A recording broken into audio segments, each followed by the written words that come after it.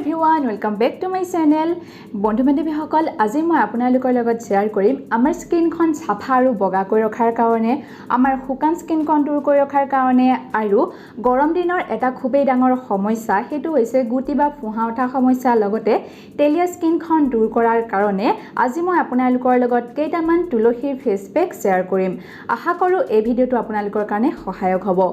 প্ৰথমতে জানি লোৱা হওক তুলসী আমাৰ স্কিনৰ কাৰণে কিয় ভাল হয় তুলসীত এন্টিবেক্টেৰিয়েল এন্টিফাংগাল এন্টিসেপ্টিক এন্টিভাইৰাল তত্ত্ব পোৱা যায় যিবিলাক তত্ত্বই আমাৰ স্কিনত হোৱা সকলোবিলাক সমস্যা দূৰ কৰাত সহায় কৰে সেয়েহে তুলসী আমাৰ স্কিনৰ কাৰণে খুবেই ভাল হয় তেনেহলে পলম নকৰি বগা আৰু সাফা স্কিন পাবৰ কাৰণে গুটি বা ফুহাবিলাক দূৰ কৰিবৰ কাৰণে আৰু আমাৰ শুকান ছালখন দূৰ কৰিবৰ কাৰণে তুলসীৰ ফেস পেক আমি কেনেদৰে ব্যৱহাৰ কৰিব পাৰো চাই ল'ব লওক তুলসীৰ প্ৰথম ফেস পেকটো আমাৰ স্কিনখন সাফা বগা আৰু উজ্জ্বল কৰি ৰখাৰ কাৰণে তাৰ বাবে আমাক লাগিব 20 পৰা 25টা তুলসী পাত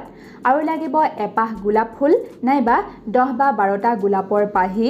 আৰু লাগিব 2 চামুচ চন্দনৰ গুৰি বা চন্দনৰ পাউডাৰ আৰু একেবাৰে শেষত লাগিব গ্লিচাৰিন নাইবা নাৰিকল তেল এই গুটেই কিটা উপকৰণ আপোনালোকে ভালদৰে মিহলি কৰি লৈ এটা ধুনিয়া পেষ্ট বনাই লব আৰু এই মিশ্ৰণটো আপোনালোকৰ স্কিনত 10 বা 15 মিনিট সময়ৰ কাৰণে লগাব তাৰ পিছত ঠাণ্ডা পানীৰে ছালখন ধুই দিব এনেদৰে যদি আপোনালোকে এই মিশ্ৰণটো সপ্তাহত দুবাৰ কৈও 2 বা 3 সপ্তাহ ব্যৱহাৰ কৰে তেতিয়া দেখিব আপোনালোকৰ স্কিনখন সাফাও হৈ পৰিছে আপোনালোকৰ স্কিনখন বগাও হৈ পৰিছে আৰু লগতে আপোনালোকৰ স্কিনত এটা খুব ধুনিয়া উজ্জ্বলতা আহিছে সেয়েহে আপোনালোকে এই ফেস পেকটো সপ্তাহত 2 দিনকৈ ব্যৱহাৰ কৰিব 2 নম্বৰ ফেস পেকটো আমাৰ গৰম দিনত হোৱা খুবেই ডাঙৰ সমস্যা গুটি বা ফুহাবিলাক দূৰ কৰাৰ কাৰণে আৰু আমাৰ তেলিয়া স্কিনখন দূৰ কৰাৰ কাৰণে এই সমস্যাবিলাক দূৰ কৰিবৰ কাৰণে আমাক লাগিব 10 বা 12টা তুলসী পাত নাইবা তাতকৈ আপোনালোকে বেছিও ল'ব পাৰে আৰু এই তুলসী পাতখিনি আপোনালোকে ভালদৰে পিছি লৈ তাত 10 বা 12 টোপাল নেমু ৰস মিহলি কৰি ল'ব নাইবা 1 চামুচ নেমু ৰস মিহলি কৰি লৈ আপোনালোকৰ স্কিনত লগাব বা গুটি বা ফুহা উঠা ঠাইডোখৰত লগাব আৰু 10 বা 15 মিনিট ৰাখি ঠাণ্ডা পানীৰে ধুই দিব এনেদৰে এই মিশ্ৰণটো যদি আপোনালোকে সপ্তাহত 2 বা 3 বাৰকৈ ব্যৱহাৰ কৰে তেতিয়া দেখিব আপোনালোকৰ স্কিনত উঠা গুটি বা ফুহাবিলাকো দূৰ হৈ গৈছে লগে লগে আপোনালোকৰ তেলিয়া স্কিনখনো দূৰ হৈ পৰিছে সেয়েহে আপোনালোকে এই ফেস পেকটো সপ্তাহত 2 বা 3 বাৰকৈ ব্যৱহাৰ কৰিব একেবাৰে শেষৰ ফেস পেকটো আমাৰ শুকান ছালখন দূৰ কৰাৰ কাৰণে ইয়াৰ বাবে আমাক লাগিব তুলসী পাত দৈ আৰু বেচন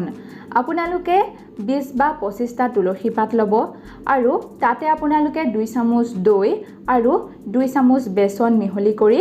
ভালদৰে এটা পেষ্ট বনাই ল'ব